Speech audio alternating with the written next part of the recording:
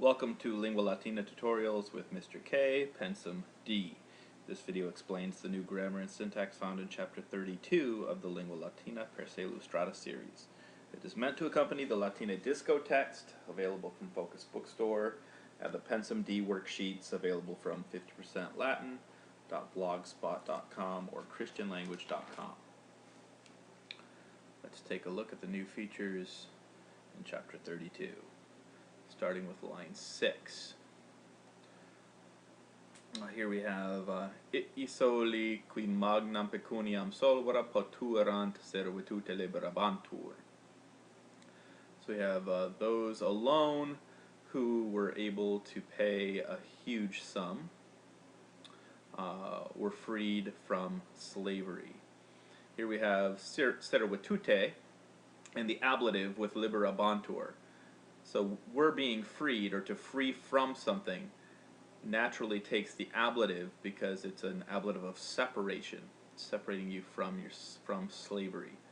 So liberare takes the ablative. In line 13, we have the word vis. Tanta enim erat vis et audacia eorum, ut vim Romanorum contemnentes etiam portus Italiae oppugnarent.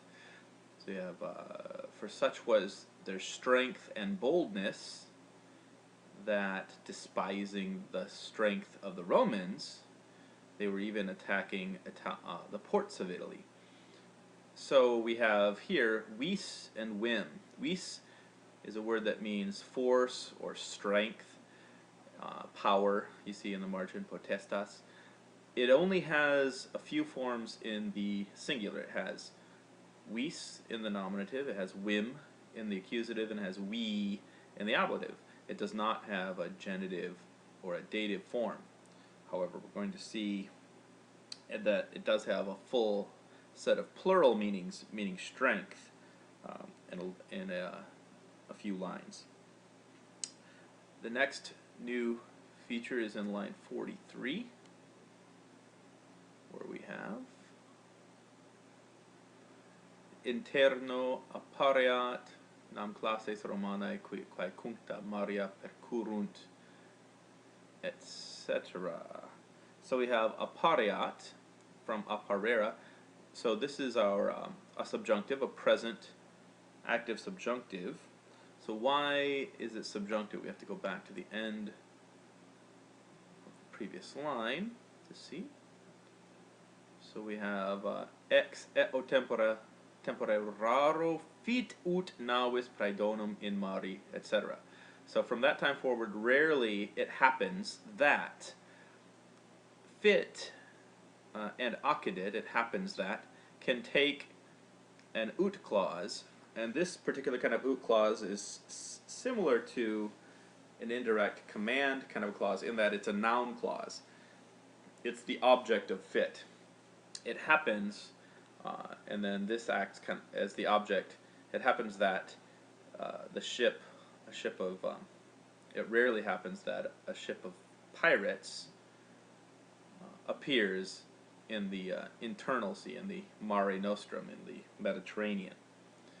So that's why this is subjunctive. It's in an ut clause, but particularly it's a noun clause, a noun ut clause with vio. In line 49, we have, let's start here with ad hoc super sunt aliquot praedones maritimi. So still some sea pirates, or sea thieves, literally, but sea pirates survive, qui tanta audacia sunt, who literally are with such boldness that they are not deterred even by the weapons of the Romans. So we have tanta audacia, with such boldness. This is an ablative of description. It's saying, it's describing the pirates, and literally we'd say who are with such boldness, but obviously in our translation we'd say who are so bold that. In line 53, we see the plural of vis that I mentioned earlier. We have etsi nautai omnibus viribus remigant, tamen illa navis, etc. So even if the sailors row omnibus viribus, with all their strength. So here we have an ablative of means, ablative of manner, with all their strength. And it is, notice that the way that this word declines, if we're going to decline vis fully, in the singular we just have vis nominative and vim accusative, and then no genitive or dative, and then we, long I, for the ablative singular, but a full set for the plural. So vires, vires, virium, viribus, viribus. The next new feature we have is in line 78. Let's go ahead to 78. And we have here quid opus est armis? What need is there of weapons? So armis here is an ablative with opus. Opus esse takes the ablative. Why does it take the ablative? It's showing a lack of something. It's a sort of ablative of separation. What need is there of weapons? In other words, there's been a separation from this thing, but you could just remember it as remember that opus esse, opus, there's a need, takes the ablative case. In line 82, we have Iamne oblitus es quid modo dixeris. So Meta says, have you already forgotten what you just said? Modo dixeris. So here dixeris, this eris ending, is it's a third person singular, second person singular, perfect subjunctive active. So we have a new form of the subjunctive. We've seen the present and the imperfect subjunctive. Now we see the perfect subjunctive. Perfect subjunctive is formed by adding erim, eris, erit, erimus, eritis, erint to the perfect stem. So the perfect stem of dicora is dix, and so we add our erim, eris, erit to that.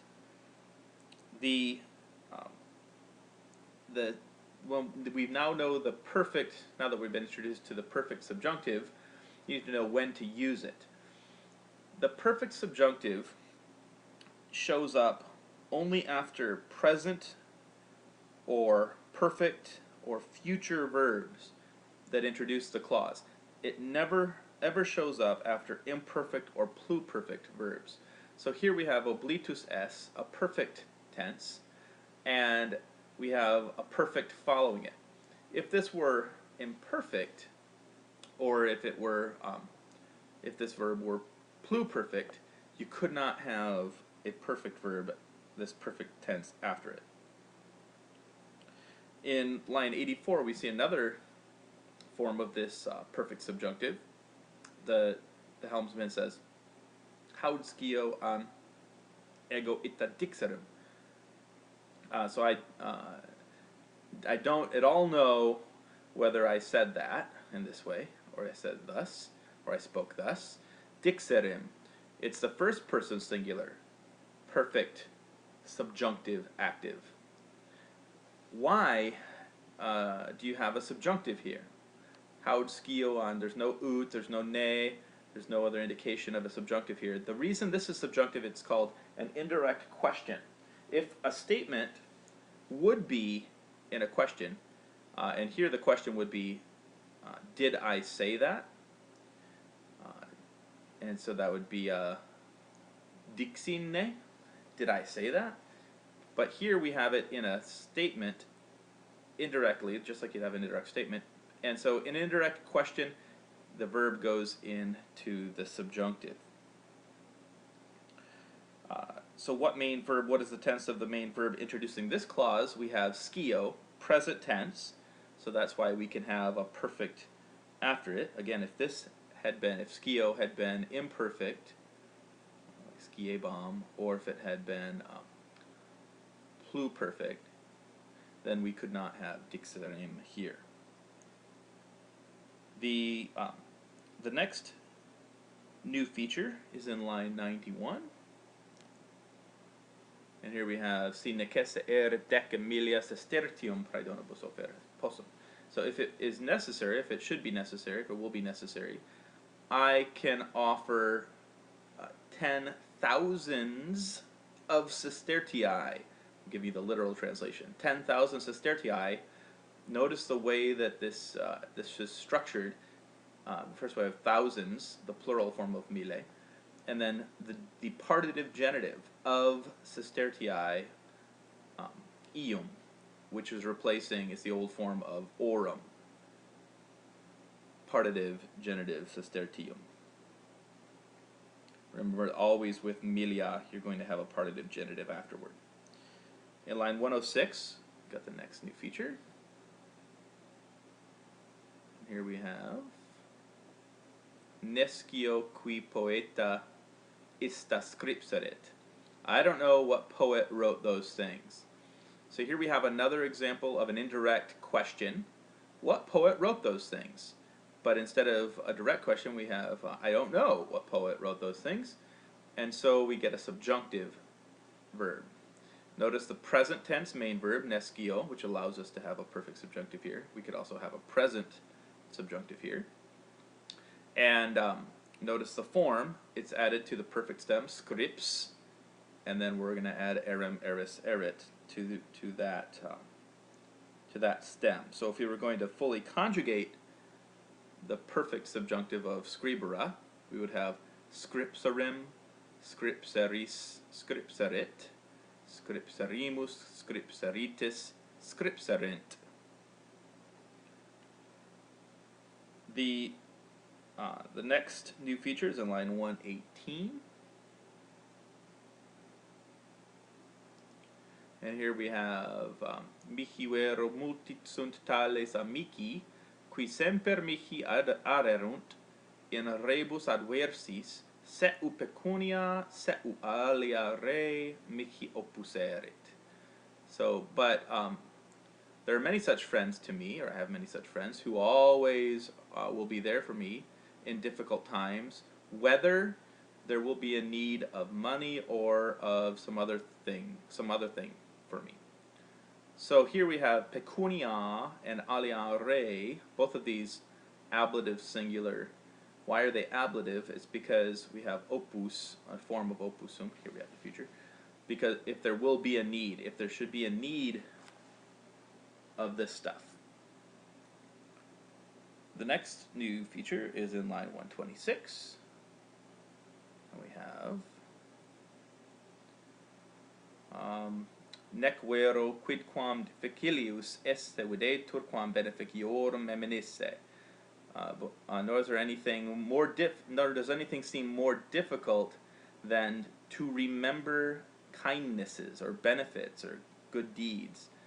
Meminisse beneficiorum. Notice the genitive plural here with meminisse. To be mindful of or to remember something, the object can and often is in the genitive. Verbs of remembering and forgetting often take a genitive object. So meminisse takes the object of beneficiorum. In the same line we have meminisse, which means to remember. Notice that it is only perfect. It's a defective verb. It does not have, there's no meminire, there's no active infinitive, so we have to remember here. Sorry, I said no active infinitive. There's no present infinitive. There's only a perfect form. So how does this compare, meminisse, to remember with to forget? So if we're going to conjugate these two alongside each other, memini, I remember, meministi, you remember, meminit, he, she, it remembers, meminimus, we remember, Memonistis, you all remember, and memonerunt, they remember. Notice perfect forms, present meanings. And then for to forget, oblewiski, because it's deponent, it the equivalent or the equivalent form, the opposite of I remember, memoni, is oblitus sum. In other words, I have forgotten, or I don't remember. So oblitus sum, I have forgotten. Oblitus es, you have forgotten. Oblitus est, he has forgotten. Obliti sumus, we have forgotten. Obliti estis, you all have forgotten. And obliti sunt, they have forgotten. So memoni, I remember. Oblitus sum, I forgot. Line 131 is the next new feature where we have meliores amicus quam ille quam ego aliquando e servitute redemi. So therefore you're a better friend than that guy whom I redeemed from slavery at one time or at some time. When you add the prefix ali to an interrogative like quando, when, you get at some time, or the same thing like with quis. Quis is who, aliquis is someone.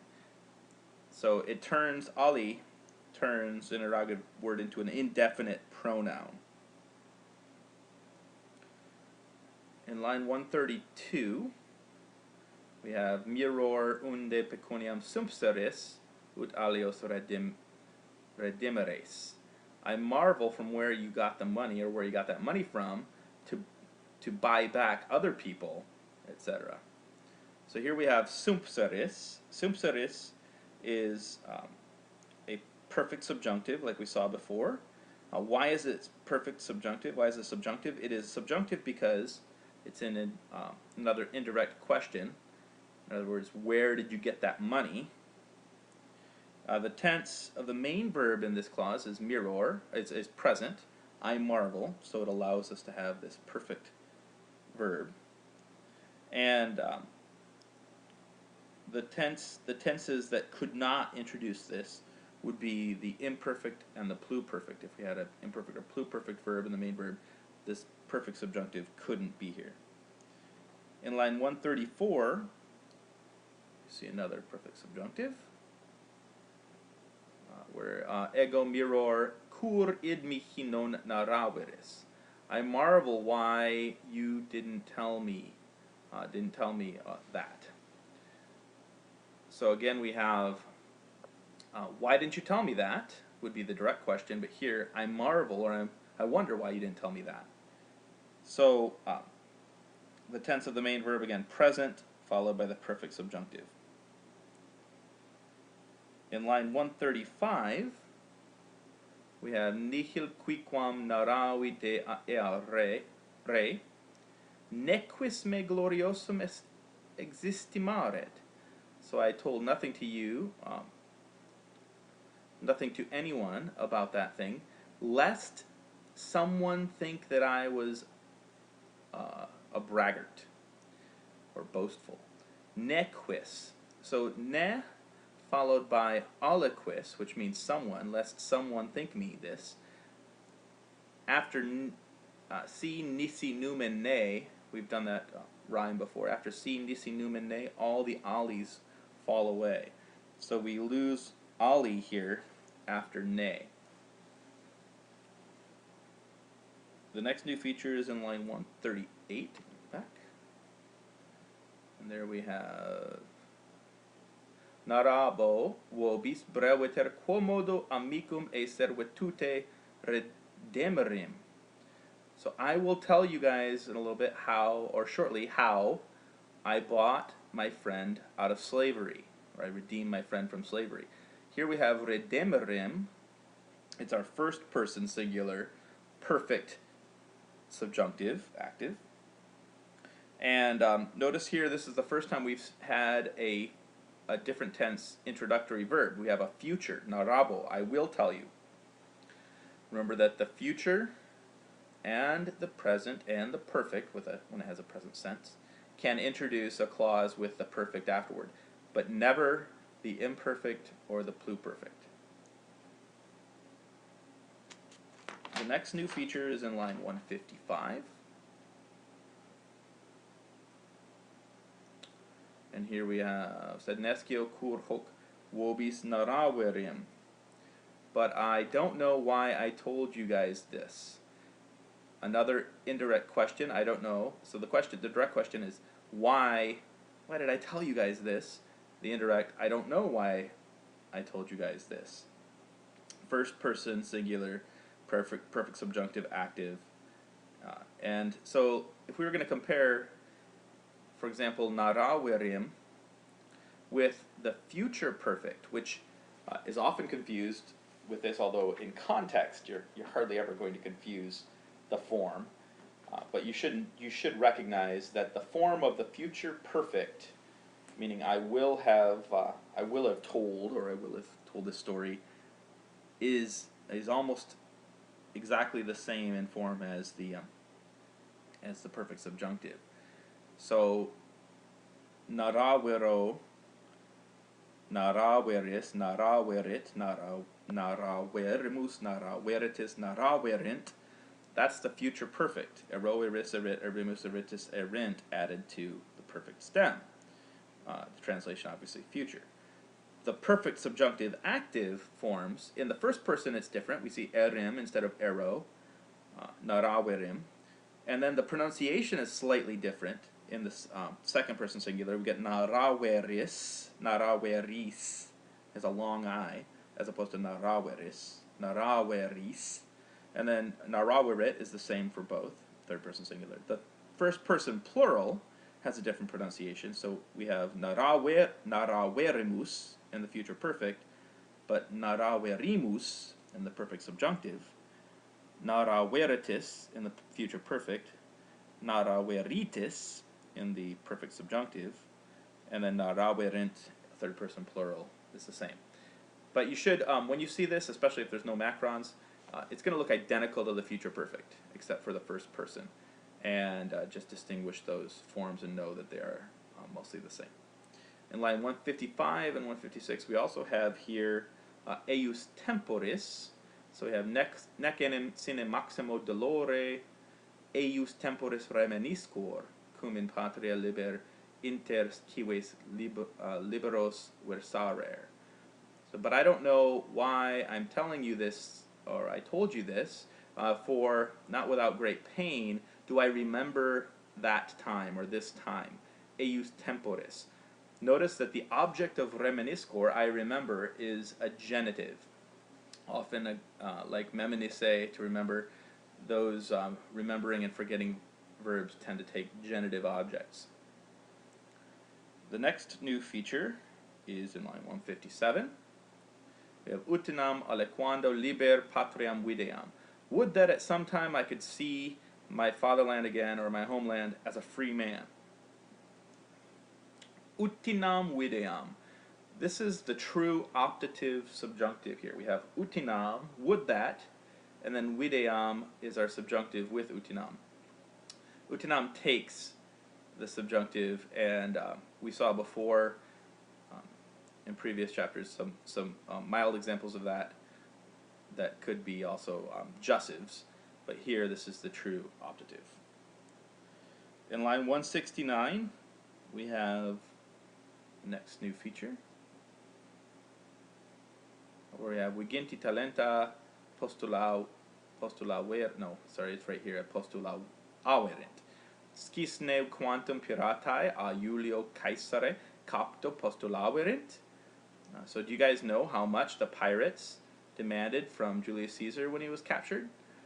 So here we have postulaverint, the subjunctive, third person plural, perfect subjunctive active, in an indirect question. How much did the pirates demand?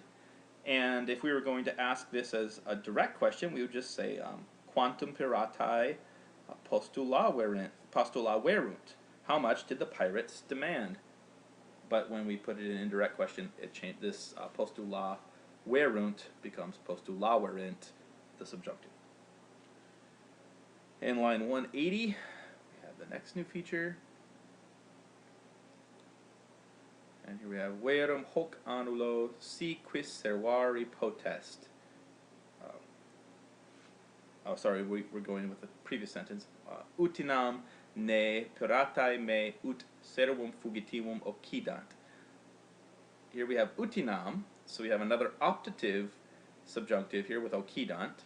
Would that they kill, but here we have utinam ne. So this is a negative optative. Would that they not. Would that the pirates not kill me. Ut servum fugitivum, like a fugitive slave. It's a subjunctive in a negative wish clause, occidant. In line 182, we have ne eum abjeceris, ne plus the perfect subjunctive from abicera.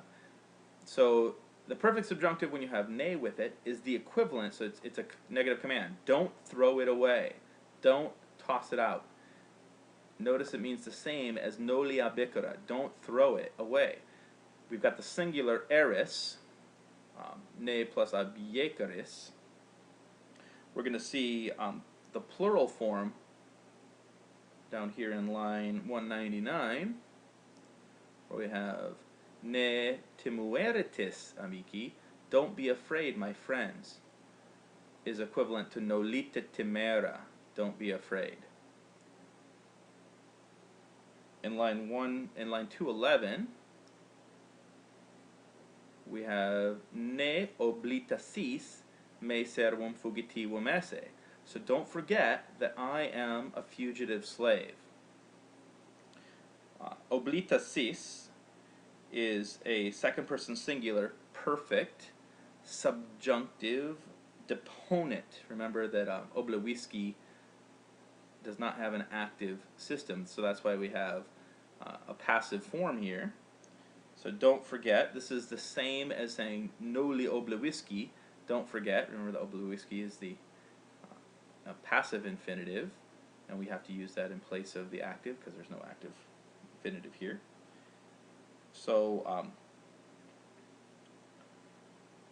the next new feature is in line number, here we go, in line 213, and abducant, timeo ne milites me captum Romam abducant. I am afraid. Okay, I'm afraid that the soldiers are going to take me away as a captive to Rome. Abducant, from abducera, we can see that it's a present subjunctive. And why do we have a subjunctive here, abducant? We're in a fear clause. I fear that the soldiers are going to lead me away. Notice the way that a fear clause works. I fear, and then we have ne, which usually indicates a negative. But I'm not translating that as a negative. Why? Because a fear clause works as actually two parts. I fear, separate clause. I'm afraid. Don't let the soldiers lead me away to Rome as a captive. So this acts kind of like a jussive after the fear. I fear. Now don't let the soldiers take me away. So if I had ut after timeo, I'm afraid, let the soldiers take me away to Rome. We're going to translate these almost as exact opposites. I'm afraid that these guys are going to do this, because that's what I'm afraid, or what I don't want to happen. And if I had ut, I'm afraid, I would say that I'm afraid that they're not going to do this, because it's something that I do want them to do. So understand that when you have verbs of fear, then you're going to have ut and ne clauses that are basically the opposite of the way we would do them in English. But also notice that the fear clauses have they are followed by a subjunctive, abducant. In line 215, we've got ne timueris, don't be afraid, says Lydia. We have another example of a negative command with ne. So ne timueris, same as noli timera. And in line 216, We have milites ignorant qui homo sis. The soldiers don't know what kind of a man you are or who you are.